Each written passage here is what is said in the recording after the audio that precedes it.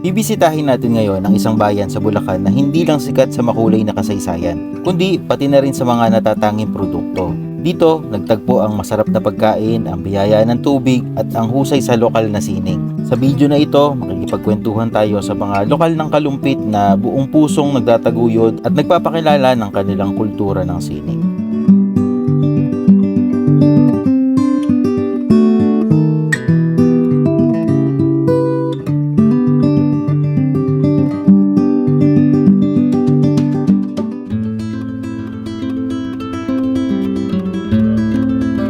Alam nating lahat na iba-iba ang timpla ng longganisa sa buong Pilipinas. Halos bawat rehiyon may sariling ipinagmamalaki.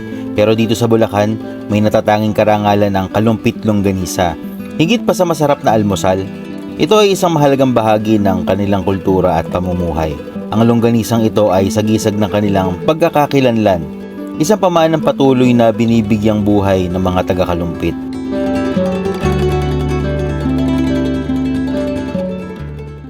And so nandito tayo ngayon sa Kalumpit, Bulacan.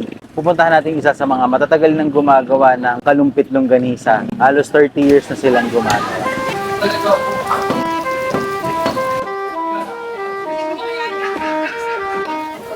Ako po, Divina Makapugay.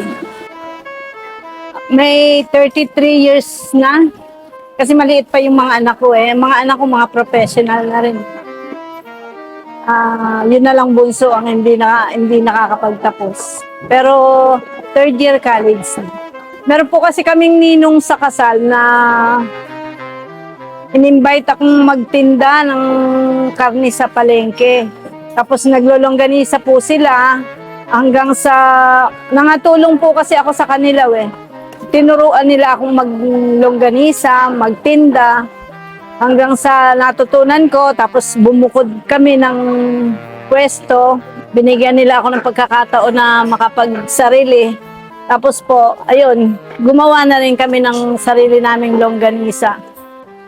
Ano na po, 30 years na longganisa. Yung ninang po namin sa kasal, si Mami Linda. Tapos si Ninong Tony, siya yung mister niya. Ano po yun namatay na. Namatay na po yung ninong namin, yung ninang na lang namin. Hindi na lang po nagtitinda, yung mga anak na lang.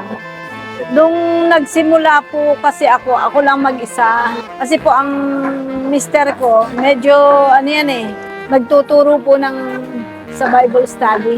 Tapos syempre, naging struggle ko yung habang nagtitinda ako, naglolongganisa ako, nagtitinda, lolongganisa. Yun ang pinakamahirap sa akin kasi nga hindi ako makapokus sa tinda, meron akong longganisa. At dumating yung time na talagang medyo nahirapan ako. Nagkasakit ako, naalagay ako, pero hindi ko po inihinto yung longganisa. Naghanap ako ng pwedeng makakatuwang. Ayun nga, nakatuwang ko yung aking bayaw, yung aking mga pamangkin, tinuruan ko. At hanggang ngayon po ay sila pa rin yung aking partner. Dahil sa pasalin-salin na pagtuturo ng paglulongganisa, gaya ng kwento ni Ate Divina, ay pagpatuloy ang tradisyon na ito sa bayan ng Kalumpit. Pero kung pagbabatayan ng kasaysayan, malalaman natin na noon pa man ay mayroong longganisa sa bayan na ito. Dala ng mga Kastila dahil ang Kalumpit ay may mahalagang papel sa ekonomiya at kasaysayan noong panahon ng Kastila. Ang Kalumpit ay naging mahalagang sentro ng komersyo at transportasyon noong panahon.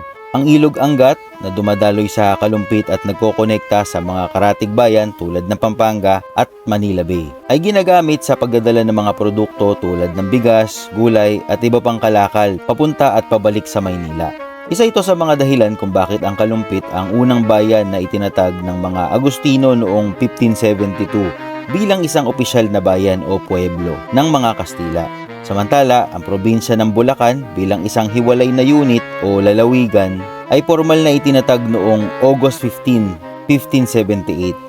Sa makatuwid na unang naitatag ang bayan ng Kalumpit kasama ang iba pang mga bayan bago nabuo at pinagsama-sama ang mga ito para maging opisyal na lalawigan ng Bulacan.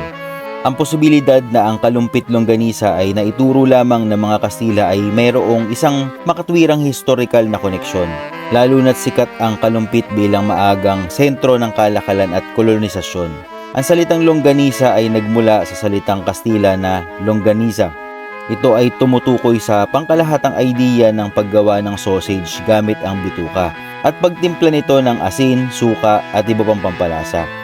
Sa pagdating ng mga Kastila noong 1571, natural lang na dinala nila ang mga paraan ng pagpreserba ng karne, kasama na ang paggawa ng longganisa upang tumagal ito sa mahabang paglalakbay. Ang Kalumpit longganisa ay kilala sa pagiging maasim, maalat at mayaman sa bawang. Ang bawang at suka ay mga pangunahing sangkap sa pagkaing Kastila na ginagamit bilang preservative at pampalasa. Dahil sa estratehiyang prosesyon ng Kalumpit bilang early settlement at commercial hub na mayaman sa agrikultura at kalakalan, madaling nakapasok ang kaalaman sa paggawa ng longganisa mula sa mga Kastila. Alam niyo ba kung ano ang ulang? Ito po ang ating freshwater giant prawns. At hindi ito ordinaryong hipon. Pansinin ninyo ang kanyang ulo na mas malaki at ang kanyang mahabang sipit. Dito sa Kalumpit, Bulacan, marami ang ganitong uri ng yamang tubig. Kaya isa ito sa ipinagmamalaki ng kanilang bayan. Nandito tayo ngayon sa Sitio 5, Pungo, Kalumpit, Bulacan. Nandito tayo ngayon kay Sir Jeff. So meron siyang freshwater giant prawns dito sa Sitio Pungo, Kalumpit, Bulacan. So yun yung gusto kong ipakilala sa inyo, yung giant ulang na nakukuha dito sa Angat River. Maraming naghahanap nito ngayon, actually dito sa Bulacan, very normal na to, lalo na dito sa Kalumpit kasi dito dati yun talaga nakuhuli, pero ngayon nagkaroon na ng mga backyard farm kagaya ni Sir Jeff na nagpaparami na sila. So pwede na tayong magkaroon ng supply at pwede kayong magkaroon ng dish gamit yung mga ulang natin. So samahan niyo ako makilala natin si Sir Jeff dito sa kanyang backyard farm. Hello po, magandang araw. Ako po si Jeff Christian Ramos. Isa po akong ulang collector dito sa amin sa Pungo, Kalumpit, Bulacan. Bali, ako po ay nangongolekta ng mga ulang na nahuhuli dito sa aming ilog, sa Angat River. Bali, inaalagaan ko po sila at pinapalaki. Yung iba, binibenta po. Sir, kailan po kayo nagsimula? Bali, ako po yung mangingisda. Since 2000, nangingisda na ako. So, bali nitong nag-lockdown, naisipan ko mag-post sa FB ng ulang. Nabuhay. Tapos nabili sa magandang presyo. Nagkaroon ako ng idea na yung mga nahuhuli namin, tapos yung nahuhuli ng mga fisherman din sa ilog, paano kaya ibuhayin ko? Tapos ibenta ko. Okay. Yung ako po sa pagkaalam ko kasi, ang ulang talaga nahuhuli dito sa Angat River. Dito lang po ba talaga sila nahuhuli? Bali po ang ulang is dito po sa Angat River, saka sa Pampanga River nahuhuli. Okay. Bali dito po sa lugar namin is nagba-brackish water, kaya dito dumadami po talaga sila. Pag tag-araw, yung tubig namin, yung galing sa tubig dagat, sumusuba dito sa lugar namin. Yung ulang po kasi, pag nangitlog, gusto nila yung brackish water, yung medyo maalat yung tubig. Maalat. Kaya dumadami sila. Okay. Iniisip ko, baka kaya dito lang madalas, kasi baka nandito yung similya o yung school or... Tama po ba? Nandito po kasi yung naharap ng tubig na mga buried na female. Yung brackish water. Okay, yun yung talagang kailangan nila para makapagparami sila. Tulad ng marami sa atin, ang longganisa ang una kong naiisip kapag binabanggit ang Kalumpit. Ngunit sa patuloy kong pagsasaliksik sa mga natatagong yaman ng bayang ito, nagulat ako na matuklasan ko ang isang barangay na naging tanyag pala sa paglikha ng palayok at paso. Isang sining na matagal nang hinubog ng kasaysayan. Dito ko nakilala si Nanay Dita Baluyot na mula sa kanyang pagkabata ang pagpapalayok na ang kanyang naging hanap buhay at ang kanyang mga kamay ang patuloy na nagbibigay ng hugis sa tradisyon ng gatbuka.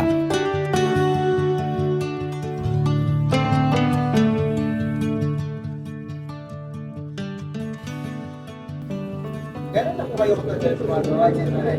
Kuwan na po. Meron na pong 67 years. 8 taon pa lang po ako tumulong. Gumawa na po ako ng palay. Kasi sa gatbuka, kumbaga, ako na lang ang gumagawa. Doon sa gawi po, doon na lang na rin. Solo ko na lang ang gumagawa. Paano niyo po natutunan? Sa nanay ko po. Magpapalayok din ng nanay namin. Mas marami po sa Kapalangan. Doon po sa lugar namin, Purok 5 hanggang 3. Maraming gumagawa po. At sa pagkakataong ito, ituturo niya sa atin kung paano ginagawa ang mga palayok. Opo, lupa pong malagkit na halong buhangin. Buhangin at tubig.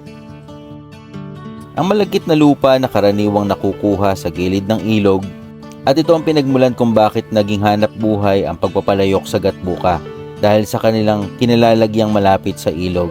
Sagana sila sa magandang uri ng lupa o putik na kailangan para maging matibay ang palayok. Ang malagkit na lupa ay hinahaluan ng buhangin at tubig at pagkatapos haluin, ito ay inihuhulma na.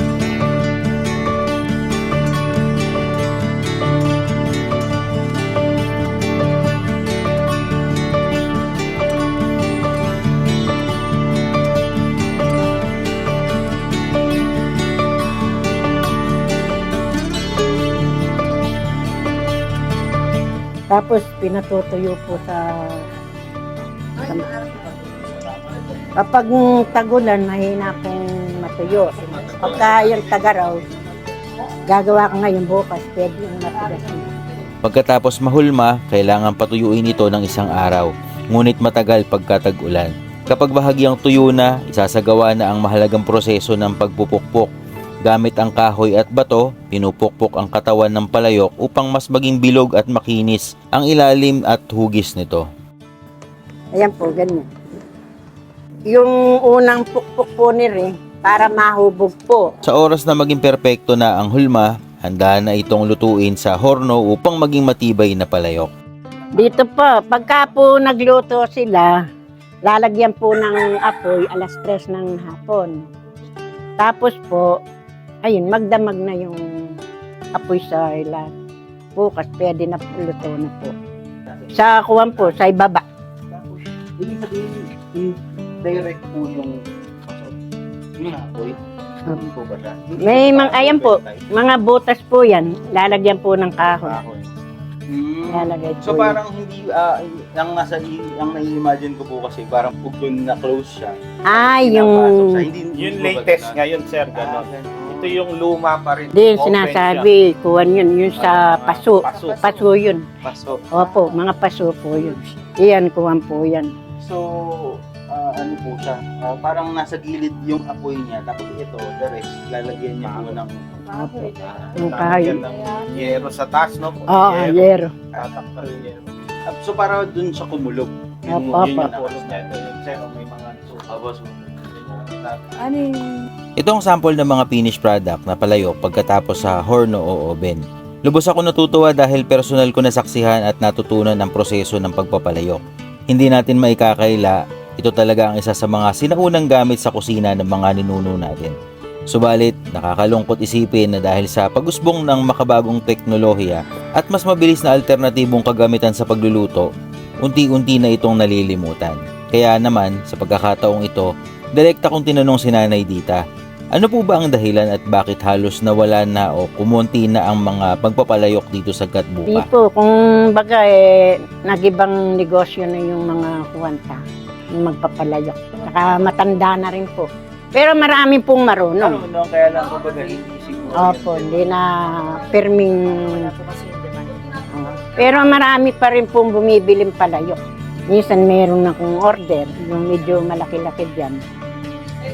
Kinukuha po sa restaurant, lalagyan ng ulam.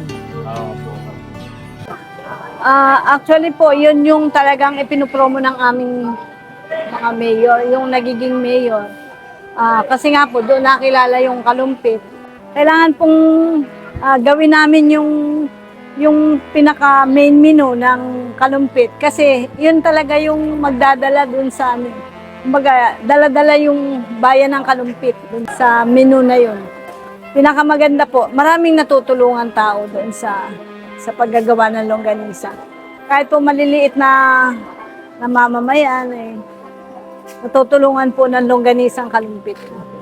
Nanaisin nyo po ay ini-invite ko po kayo na pumunta sa Kalumpit para matikman nyo po yung aming masarap at malinamnam na longganisang kalumpit.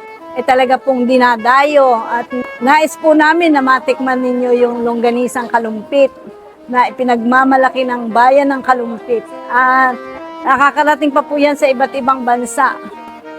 Pupunta po kayo dito sa Kalumpit at tingnan nyo po, hanapin nyo po yung pwesto ng 7 and 8 Mandibinya po. Mandibinya, ayan po yung aming pwesto at makikita nyo po yung sarap at linamnam ng longganisang Kalumpit. Hindi po kayo mapapahiya kahit pang regalo nyo po. Salamat po. Bali, ito po sir yung ating grow tank na sa baba. Okay. Yan. Nandiyan po yung mga breeders natin. Ito naman po na sa second layer is yung hatchery. Hatchery. Opo. Okay. At ito naman po yung mga condition na breeder. Okay. Conditioning tank. Sa breeders po kasi, ganyan size lang po yung masarapa. 5 to 6 inches. Okay, okay. So, ang setup niya, sir, para lang medyo mas maintindihan ko, paano ba? Yun ang, asa yung aerator mo? Bali, ito po yung aerator natin. Ayun, sir. ang aerator. Okay lang, kita yun. Ito yung aerator. Opo. Okay. Bali, Tapos- ano po siya, 2 years na po yan. Okay. Oh, Yun. okay. Solid na po. Tapos, tatakbo po siya dun sa setup. Ito, opo, sa mga setup po na yan. Ito Okay. po yung mga bumubula. Okay. At ito po sir yung ating water pump. Water pump. Ito yung nasa hose. Okay. Tatakbo naman sa taas na Ito yung filter. filter po. Ayun. So, kailangan kasi parang running water Opo, siya. opo. Tapos para nalilinis siya, kailangan niya yung filter. Opo. Okay, tapos binabalik niya. At the same time, para nagiging aerator na rin to. Kasi Opo. pag bumagsak siya, medyo may Opo, bula. Biikot na po. Okay. Sumicircle na po ito. Sini-circle na siya. So, ang nakalagay dito sa setup natin, sir, ano yung pinakamalaki dyan? Ito na ba yung pang-consumption? Hindi po sir, mga breeder po breeder yan. lang Yan po yung mga talaga 5 to 6 inches natin. Okay. Pwede ba silang hawakan? Pwede po sir. Sige, hawakan namin. Kuha po ako. Uy, ang bilis. Ayun. Dito po Okay. siya. Ang hawak Bali po sa ulo po kayo yan. sa ulo. Meron ba siyang kagat o meron siyang ipit? Wala Tatakpan naman. nyo po yung mata niya para di kayo masipit, di rin kayo Kasi Dito lang. ito, po. Ganito po yung style, sir. Okay. So, Ganito po paghawak niyan. Di kayo masipit ng claw, di rin kayo Kasi itong buntot niya, matalim din. matalim din. Pag okay, pumitik okay. siya, Masakit. masakit. And Pero hindi naman siya makakasugat. susugat niya po eh. din. Pwede naman po, babae naman po yan eh. Bali, ito po yung male. Ito yung female yung Pwede ko ba yung siya. hawakan ng ganun para medyo makita yung size? Wag pumipitik. Yan o, okay naman po. Ayan. So, ito male. Male po. Okay. Ito yung female. Yes. Ano nalalaman? Sa sizing?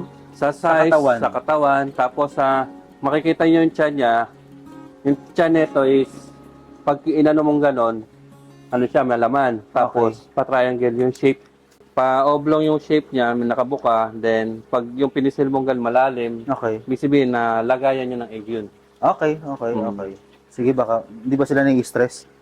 Okay. Hanggang ano siya, 20 minutes. Ay, talaga po? Kaya Na na. walang water? Opo. Oh. Okay. Dito naman, sir. Ano naman ng ito? Ay, lalaki, no? Okay. Bali sir, ito, ginagawa ko itong nasa itaas kasi 3 layers siya. Ito Okay. ginagawa kong quarantine tank. Quarantine tank. Para sa mga grow out. Okay. Ang grow out yung 2 to 3 inches na Okay. ulang. Yun na yung pang-consumption? Hindi po siya consumption. Pang ano po siya? Pang fingerlings sa mga gusto magpalaki. Na gustong magpalaki. Opo. Okay. So, may tawag ba sa gantong setup? Ang setup ni sir ay lona, plywood, bakal, no? Pwede pa lang ganito, no? Ang tawag po dyan sir, trapal pan. Trapal pan. Okay. Bali ito, kami lang po gumawa yung bakal. Okay, kumbaga nagpagawa ka ng framing, tapos mas mura tong setup na to. Opo sir, basta ang gagawin nyo lang is standard na Size. 4x8. Para 4 yung by pag 8. bumili ka ng plywood, sukat na sukat. Rektahan. Oo. Okay, para diretso na siya. Hindi ka na maglalagari Puputol. pa ng Okay. plywood yan. So 4x8 ang sample niya, tapos ito yung pinaka-aerator niya Opo. nasa taas. Tapos babagsak niya yung mga hose Tapos, sa ilalim, sobrang lalaki. Pwede pa bang hulihin yan? Yan po yung mga pang-consumption, sir. Pwede ba siyang hawakan? Opo. Medyo... Ang laki eh. Grabe. Ngayon lang Okay. yata ako nakakita ng ganyang kalaking ulang. Bali, ito, sir. Uy. Nasa 300 grams to. 300 grams. Natatakot ako. Pwede yan. Pag ganito? Pag ganito? Dalawang kamay para hindi kayo masipit. Laki. Ilan to? 300 grams siya. Mga Tingin ko mga 300 grams. Baka po tumalsik siya. Gagyan ko po, alalayan ko po kayo. Yan. Yan natin. Okay. 2, 6, 7, Ito nga, kulang 300. Kulang. So, 70 Pero malaki grams. yan, ha? Opo, malaki na po ha? yan. Okay na Lagyan yan, sir. natin. Baka natatakot ako, baka mamatay. Para sa akin, ang ulang kasi pag yung saglit mo lang siya yangat, hindi naman Okay siya naman. na ano. Basta, Basta yun, ibabalik naman babalik siya mo lang agad. Okay. Tunay ngang mahalagang panatilihing buhay ang paggawa ng paso at palayok dito sa Gatbuka, Kalumpit. Maswerte tayong may mga nagpapatuloy nito tulad ni Nanay Dita. Ngayon naman, alamin natin ang kwento ng magkapatid na si Don at April na nagumpisa ng kanilang pottery business noong panahon ng pandemya. Sila ang nagdala ng bagong sigla sa ating sinaunang sining. Ako si Don, ito si April, yung sister ko. Kami yung owner nung Patter and Clays dito sa Gatbuka, Kalumpit, Bulacan. After pandemic po, 2023. After pandemic po kasi parang na-renew yung faith namin kay Lord. So, naisip namin paano kami mag-blessing doon sa community. Which is, ano yung nakikita namin yung pandemic. So, ang na-apektuhan is yung mga kapitbahay ko na mga tito-tita na naman ng trabaho. So, ano yung ginagawa nila before. So, sabi na, nag-usap kami ni Kuya na parang, tara, balik natin yung paggagawa ng mga parang mga palayok po. So, doon po kami nag-start yung concept. Business ng family namin, sir. Furniture kami. Nag-export sila before ng mga wooden products. So, nung nag-pandemic, tinamaan din yung business na yun. So, ang ginawa namin, nakaisip kami ng isa pang bagong business model, which is, ito kasi nakikita na namin nung kabataan namin. So, naisip namin na ibalik natin yung dating ginagawa nung mga taga-Kalumpit na gumawa ng mga paso. Pero in-upgrade namin. So, ang ginagawa namin ngayon is mga table bases and then nag-redesign din kami para masunod sa market ngayon. Siguro, sir, blessed din kami kasi nung nag-start kami na i-market siya actually sa Facebook lang namin siya in-start.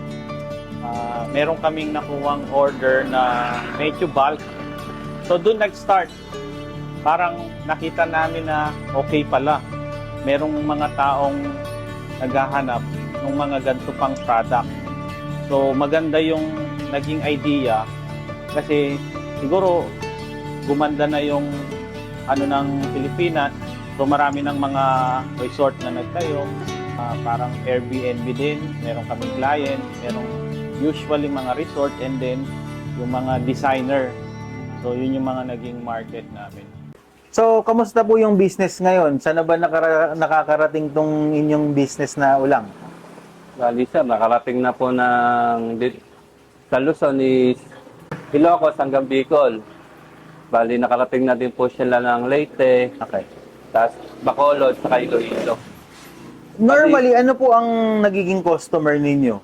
Bali, sinusupplyan po natin ng feeder yung mga hatchery operator, mga BIPAR sa North. Yeah, Okay. kasi dito lang po sa Angat River sa Papagal River, meron talagang ulang. Okay.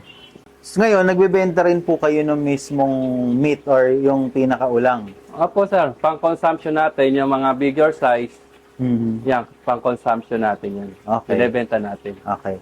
Paano nila kayo makokontak? Sa mga gusto po mag-avail ng breeder, consumption, grow out, maaari nyo po akong kontakin sa aking page, Jeff Ulang Backyard Farm Kalumpit, o sa aking FB page, Jeff Christian Ramos po. Bali, nagde-deliver po kami nationwide, Lalamove, in the part of Bulacan, to kaya po ng Lalamove and air cargo. Yan. Bali po yung backyard farm namin is nandito lang po sa Sitio 5, Pungo, Kalumpit, Bulacan. Ngayon nakakapag-export na kami by the grace of God. So nag-start na. Pero mas gusto namin is mas dumami pa para mas marami pa kami matulungan na mga kasama namin dito sa baryo namin. Sa akin po ang vision ko dito sa company, same vision like pandemic is to be a blessing. Kung ano pa yung i-share na blessing, so continuous lang. Visit lang po kayo dito sa Pattern and Clays, Gatbuka, Kalumpit, Bulacan. Marami kaming mga choices na mga bases. Kung kailangan nyo ng mga table bases, setup sa mga weddings, mga nagki-catering, the best tong mga bases namin. Patch din po namin ginagamit sa mga hotels, mga Airbnb na pang-display. So, maganda siyang additional na design sa mga bahay, sa mga hotels and cafe and restaurant. Perfect gift po for December. Ang bayan ng Kalumpit ay isang buhay na aklat ng kasaysayan na patuloy na isinusulat sa bawat longganisang inihahanda, sa bawat ulang na kinakain, sa bawat piraso ng pasong hinuhubog sa kamay ng mga magpapalayo. Ang mga produktong ito, ang kanilang pagkain, yamang tubig at sining ay hindi lamang pasalubong. Ang mga ito ay mga sagisag ng kanilang pagkakakilanlan. Patunay sa kasipagan at pagmamahal ng mga Kalumpitenyo sa kanilang pinagmulan. Ang patuloy na pagtataguyod ng mga individual na ating nakilala ay mahalaga. Sila ang nagpapanatili ng kultura, tinitiyak na ang yaman ng Kalumpit ay hindi malilimutan, kundi mananatiling inspirasyon sa susunod na henerasyon. Sa huli, ang video na ito ay hindi lang tungkol sa mga bagay na nakikita at natitikman. Ito ay tungkol sa pusong Bulakenyo na handang magsikap para ipagmalaki ang sariling atin. Taos puso kami nagpapasalamat sa inyong pagsama sa pagtuklas sa isang mahalagang bahagi ng ating lalawigan na Bulacan. Patuloy nating pakinggan ang mga kwento, patuloy nating tangkilikin ang lokal, at patuloy nating itaguyod ang kagandahan ng Bulacan. Hanggang sa muli, ako po si Ralph at ito po ang aking project.